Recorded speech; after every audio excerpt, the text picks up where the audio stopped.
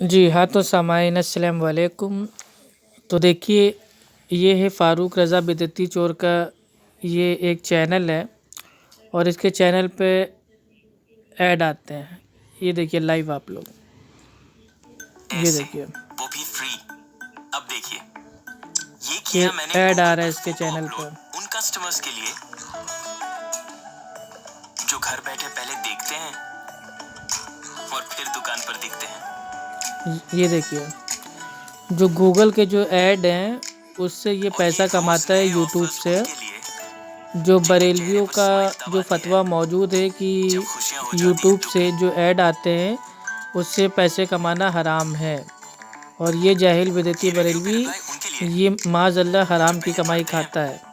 और फिर जाकर भरोसा करते हैं। फ़ारूक आपकी रज़ा दुकान की सारी बिदती चोर जानकारी जब गूगल पर मुंबई होगी का। तो कस्टमर्स आइए जानेंगे देखिए, और और आएंगे। किस तरीके के वीडियो अपलोड करता है ये भी देखिए।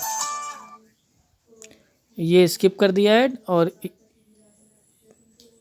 ये देखिए, ये इसका आ गया। ये इसका चैनल है, ये देखिए इसका चैनल है, ठीक है। Farooq Sheikh official official channel, ठीक है। ये फ़ारूक शेख का है ऑफिशियल चैनल। ये देखिए जलालुद्दीन कासमी और ये लंगड़ा पता नहीं क्या क्या बोलता रहता है।